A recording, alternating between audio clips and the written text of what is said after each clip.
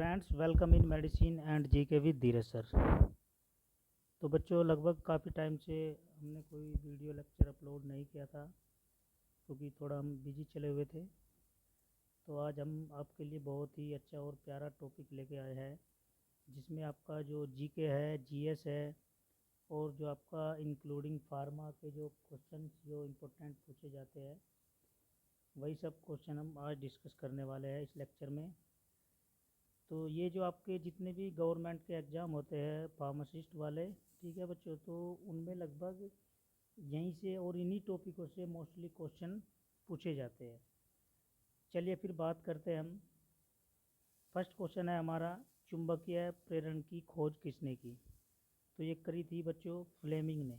ठीक है, किसने? फ्लेमिंग ने। नेक्स्ट है हमारा न्यूट्रॉन की खोज। न्यूट्रॉन की खोज आप सबको पता है किसने करी थी? चैडविक ने। नेक्स्ट है हमारा पोजिट्रॉन की खोज।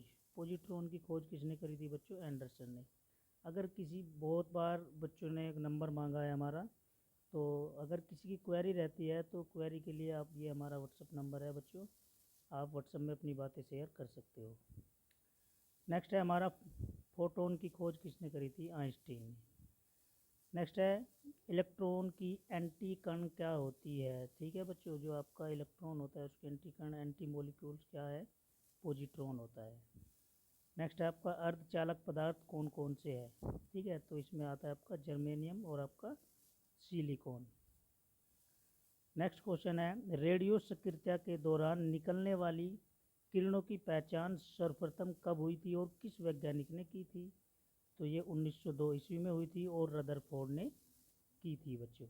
ठीक है, चलिए अब हमारे कुछ फार्मा के रिगार्डिंग जो क्वेश्चन पूछे जाते हैं फार्मा से संबंधित, तो इसमें फर्स्ट क्वेश्चन है हमारा, जो आपका विटामिन के होता है बच्चों, विटामिन के 3 प्रकार का होता है। ठीक है, इसमें आपका K1, K2 और K3। जो आपका K1 होता है उसको फाइलोक्विनोन के नाम से जानते हैं और ये हमें कहाँ से मिलता है बच्चों?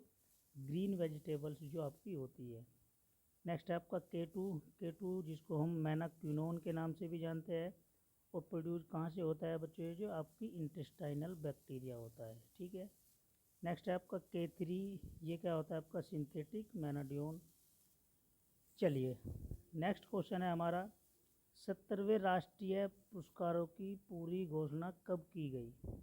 तो कब की गई थी बच्चों? जो आपका 70वां राष्ट्रीय पुरस्कार था CBFC ने की थी बच्चों 1 जनवरी 2022 में, और आपका 31 दिसंबर 2022 के बीच सेंसर सर्टिफिकेट दिया गया था बच्चों। ठीक है, कौन सा सर्टिफिकेट दिया गया था? सेंसर सर्टिफिकेट दिया गया था। नेक्स्ट है हमारा सर्वश्रेष्ठ फिल्म। तो सर्वश्रेष्ठ फिल्म कौन सी थी बच्चों? आटम, जो कि मलयालम की थी। नेक्स्ट है हमारा सर्वश्रेष्ठ डेब्यू फिल्म। तो ये थी बच्चों आपकी फौजा, हरियाणवी मूवी थी।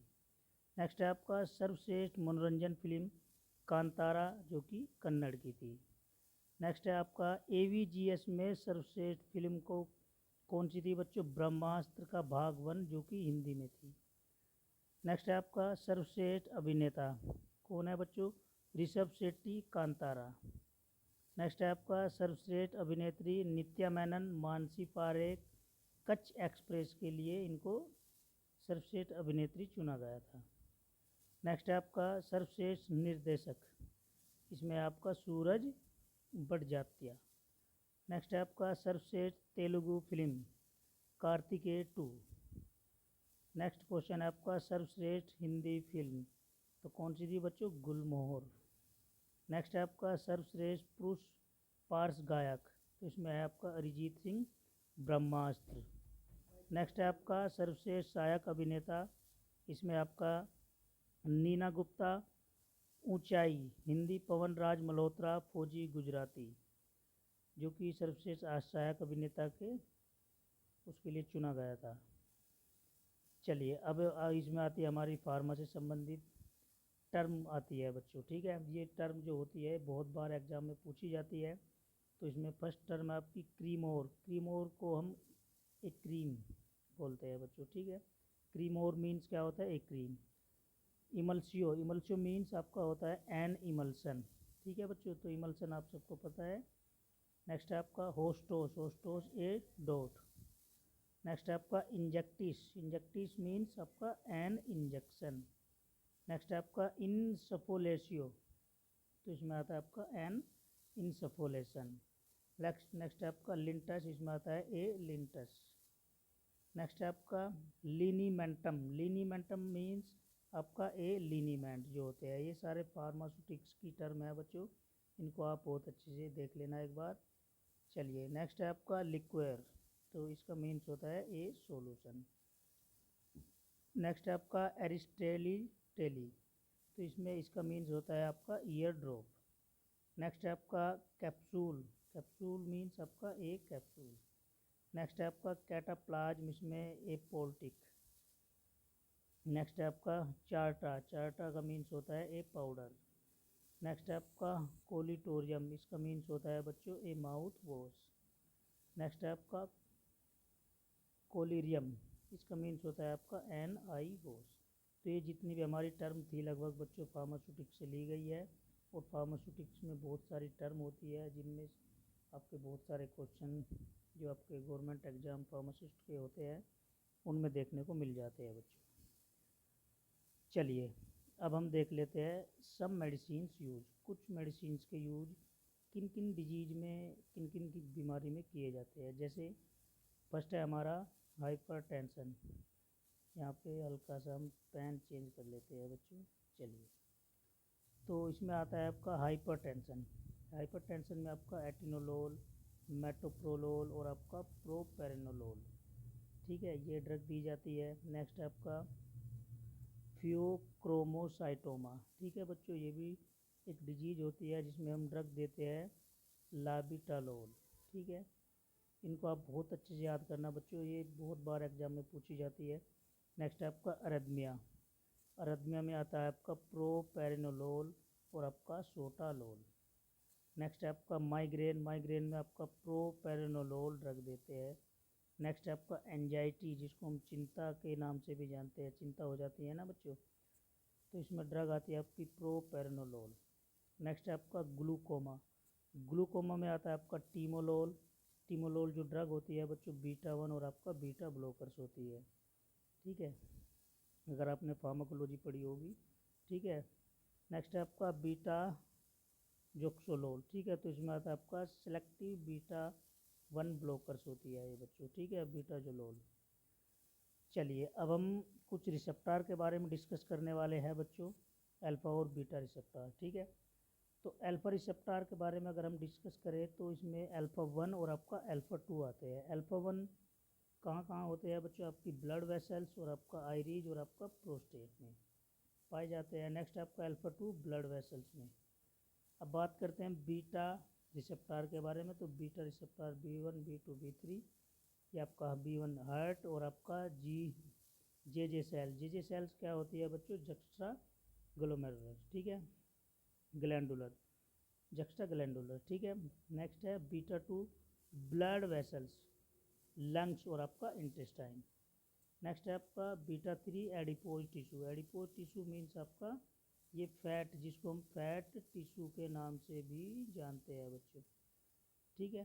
चलिए अब बात करते हैं हम नंबर ऑफ पर बेड इन हॉस्पिटल फार्मासिस्ट, ठीक है बच्चों, जो आपका हॉस्पिटल होता है, हॉस्पिटल में जो फार्मासिस्ट होते हैं वो पर बेड के हिसाब से कितने होने चाहिए और कितने होते हैं, ठीक है, तो इसके बारे में देख लेते हैं। अप टू 50 बेड्स, ठीक है, अगर 50 बेड के लिए हमें 3 फार्मासिस्ट रिक्वायर्ड होते हैं बच्चों, ठीक है, 3 फार्मासिस्ट 50 बेड के हिसाब से होने चाहिए।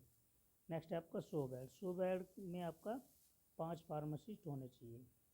200 बेड के लिए 8 फार्मासिस्ट, 300 बेड के लिए आपका 10 फार्मासिस्ट और 500 बेड के लिए बच्चों आपका 15 फार्मासिस्ट। इतना समझ में आ गया। चलिए नेक्स्ट है बच्चों आपका टैबलेट डिसइंटीग्रेशन टाइम, बहुत ही प्यारा टॉपिक है बच्चों। टैबलेट का जो डिसइंटीग्रेशन टाइम होता है उसके बारे में देख लेते हैं कि कौन सी टैबलेट कितने टाइम में डिसइंटीग्रेट हो जाती है, मतलब टूट जाती है, ठीक है। चलिए एंटेरिक कोटिल टैबलेट की अगर हम बात करें बच्चों, ठीक है, तो एंटेरिक कोटिल की अगर हम बात करें तो सबसे पहले एंटेरिक कोटिल का जो अगर मैं तुमसे पूछूँ एब्जॉर्प्शन कहाँ होता है बच्चों, ये आपको कमेंट बॉक्स में बताना है एब्जॉर्प्शन इसका कहाँ होता है। ठीक है, चलिए इसका 3 घंटे में होता है बच्चों, जो आपका डिसइंटीग्रेशन टाइम होता है। हार्ड जिलेटिन कैप्सूल का 30 मिनट, सॉफ्ट जिलेटिन कैप्सूल का आपका 60 मिनट यानी 1 घंटा, अनकोटेड टैबलेट अनकोटेड का आपका 15 मिनट, फिल्म कोटिंग टैबलेट का आपका 30 मिनट, शुगर कोटेड टैबलेट का आपका 60 मिनट मीन्स 1 घंटा, सोलूबल और डिस्पर्सिबल जो टैबलेट होती है बच्चों उनका 3 मिनट। ठीक है, नेक्स्ट है आपका सबल्यूंगल टैबलेट जो आपकी जीभ के नीचे रखी जाती है, उसका लगभग 3 मिनट। नेक्स्ट है आपका इफ्रूविसेंट टैबलेट, इफ्रूविसेंट मीन्स आपका 5 मिनट। तो ये हमारा टैबलेट का डिसइंटीग्रेशन टाइम था बच्चों, इसको आप अच्छे से नोट कर लेना। ठीक है, चलिए अब बात करते हैं हम इम्यूनोग्लोबुलिन टाइप्स। ठीक है बच्चों, तो ये जो आपकी हमारी इम्यूनोग्लोबुलिन होती है बच्चों, ठीक है, जो कि क्या होती है, एंटीबॉडीज होती है। ठीक है, तो एंटीबॉडीज कितनी होती है बच्चों, आप सबको पता है 5 होती है बच्चों। ठीक है, तो उसका फॉर्मूला है गेम्ड। ठीक है, जो आप गेम खेलते हो ना बच्चों, ठीक है, तो बाद में आपको डी लगा देना है बस। ठीक है, GAMED, तो गेम्ड बन गया। ठीक है, तो 5 टाइप की होती है, तो चलिए इनके बारे में देख लेते हैं थोड़ा थोड़ा। तो आईजीजी के बारे में अगर हम बात करें तो बच्चों ये ब्लड प्लाज्मा में पाई जाती है। ठीक है, प्लाज्मा जो होती है वो लगभग हमारी 60 से 70% होती है। ठीक है, जो ब्लड होता है। ठीक है, नेक्स्ट है आपका लगभग 75 से 80% ब्लड प्लाज्मा में ये आईजीजी सेल पाई जाती है। ठीक है, और दूसरी चीज़ लॉन्गेस्ट लाइफ स्पैन की अगर हम बात करें तो इसका सबसे ज़्यादा जीवन काल होता है बच्चों लगभग 23 दिन। ठीक है, आईजीएम की अगर हम बात करें तो इसमें आपका ये क्या होती है, प्राइमरी इमैच्योर इम्यून रेस्पॉन्स देती है। लाइफ स्पैन की बात करें तो 5 दिन होता है बच्चों जीवन काल। 5 से 10% ब्लड प्लाज्मा में ये पाई जाती है। नेक्स्ट है आपका आईजीए मीन्स आपका ब्लड में पाई जाती है, लिम्फ में और आपका अदर बॉडी के जो ऑर्गन्स होते हैं उसमें, जैसे कि आपका यहाँ पे सलाइवा, ठीक है, टीयर्स आंसू और आपका मिल्क। ठीक है, दूसरी चीज़ it also found in genital lining, respiratory tract और आपका इंटेस्टाइनल लाइनिंग, इनमें भी पाई जाती है। 10 से 15% ब्लड में पाई जाती है बच्चों, और इसको हम it is cold A secretary antibodies के नाम से भी हम इसको जानते हैं। ठीक है, इतना हो गया बच्चों। चलिए आईजीडी के बारे में अगर हम बात करें तो ये 0.5% सीरम एंटीबॉडीज होती है। दूसरी चीज़ present in surface of immature B cells as receptor. Next है आपका आईजी ये आपका 0.01% ऑफ सीरम एंटीबॉडी होती है। लोएस्ट अमाउंट ऑफ ब्लड में बहुत ही कम मात्रा में पाई जाती है, और इनका बहुत ही शॉर्टर लाइफ स्पैन होता है बच्चों।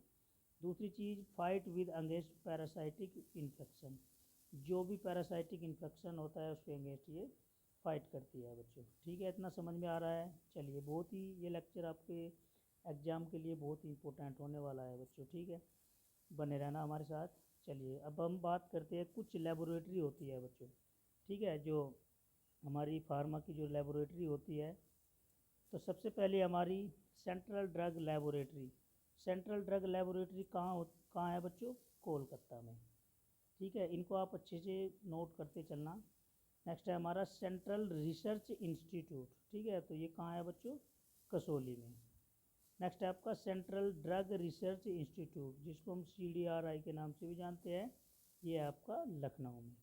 नेक्स्ट है आपका इंडियन वेटरनरी रिसर्च इंस्टीट्यूट, तो ये कहाँ है बच्चों, इजात नगर में। ठीक है, चलिए अब बात करते हैं हम टैबलेट डिफेक्ट के बारे में। ठीक है, ये बहुत ही प्यारा टॉपिक है टैबलेट डिफेक्ट। तो फर्स्ट है आपका लेमिनेशन। तो लेमिनेशन मीन्स क्या होता है, लेमिनेशन जो चढ़ाई जाती है टैबलेट के ऊपर, तो ये क्या करती है, सेपरेशन ऑफ टैबलेट इनटू 2 और मोर लेयर्स। ठीक है, मतलब सेपरेट करती है हमारी टैबलेट को 2 या उससे अधिक लेयर में, तो वो क्या होती है, लेमिनेशन होती है। नेक्स्ट है आपका चिपिंग। तो चिपिंग क्या होती है, ब्रेकिंग ऑफ टैबलेट एज। ठीक है, जो टैबलेट की एज होती है उसको ये क्या करती है, ब्रेक करती है। ठीक है। नेक्स्ट है आपका sticking. Sticking means refers to the tablet material adhering to the die wall. ठीक है, जो उसकी डाई वॉल होती है और जो आपका टैबलेट का मटेरियल होता है उसमें स्टिकिंग चेक की जाती है। नेक्स्ट है आपका picking. Picking means is when a small amount of material from a tablet is sticking to and being removed from the tablet surface by a punch face. ठीक है, जो इसमें क्या होता है पिकिंग में बच्चों, जब क्या होता है एक छोटा अमाउंट होता है मटेरियल की जो फॉर्म होती है टैबलेट की, उसमें हम स्टिकिंग चेक करते हैं, पिकिंग भी चेक करते हैं। तो उसमें क्या देखा जाता है, वहाँ से वो क्या हो जाता है, रिमूव ऑफ हो जाता है। किससे, आपकी जो टैबलेट होती है या उसका जो टैबलेट का सरफेस होता है उसके पंच फेस के द्वारा। ठीक है, तो वो क्या कहलाती है, आपकी पिकिंग कहलाती है। चलिए अब बात करते हैं हम डिजीज़। ठीक है, तो डिजीज़ देख लेते हैं बच्चों, कुछ हमारी इंपॉर्टेंट डिजीज़ है। इसमें आता है आपका हीमोफीलिया ए। हीमोफीलिया ए किसके द्वारा होती है आपकी बच्चों, deficiency of clotting factor B का। ठीक है। नेक्स्ट है आपका hemophilia B, deficiency of clotting factor I X. Next है आपका हीमोफिलिक सी, तो deficiency of clotting factor X I. ठीक है, जो आपका 11 होता है। नेक्स्ट है आपका सीव नंबर साइज के बारे में देख लेते हैं बच्चों। देखो ये भी बहुत इंपॉर्टेंट प्यारा टॉपिक है, अच्छे से नोट कर लेना। ठीक है, तो सीव नंबर देख लेते हैं बच्चों आपकी, जो कि आप फार्मास्यूटिक्स के स्टूडेंट हो, आप बहुत सारा जानते हो। तो यहाँ पे आपका जो सीव नंबर है और जो उसका नॉमिनल मैस एपरेचर साइज होता है बच्चों, उसके बारे में देख लेते हैं। चलिए देखो, जो सीव नंबर 10 होता है बच्चों, वो उसका nominal mass size aperture size कितना होता है, 1.7 मिलीमीटर। 22 नंबर की जो होती है 710 माइक्रोन मीटर। 44 नंबर की जो होती है 355 माइक्रोन मीटर। 85 नंबर की जो होती है 180 माइक्रोन मीटर। 120 नंबर की जो होती है 125 माइक्रोन मीटर। तो आज का जो टॉपिक था बहुत ही प्यारा और अच्छा टॉपिक था बच्चों। ठीक है, जिसमें हमने लगभग बहुत सारे टॉपिक कवर किए हैं। आशा करता हूँ मैं आगे भी बहुत अच्छे अच्छे और प्यारी लेक्चर लेके आऊँगा बच्चों आपके लिए। बहुत बच्चों की क्वेरी आ रही थी कि सर आप लेक्चर वीडियो वगैरह नहीं डाल रहे हो चैनल पे, तो अभी थोड़ा तबीयत भी ऐसी चल रही थी हमारी। अभी आपको करंटली एक बहुत ही शानदार सा प्यारा सा लेक्चर मिलेगा बच्चों। ठीक है, बने रहना हमारे साथ। चैनल को लाइक करें, शेयर करें, सब्सक्राइब करें। ठीक है, अगर आपको अच्छा लगता है तो। ठीक है, चलिए फिर मिलते हैं आपको नेक्स्ट लेक्चर में नेक्स्ट वीडियो के साथ। All the best, always happy.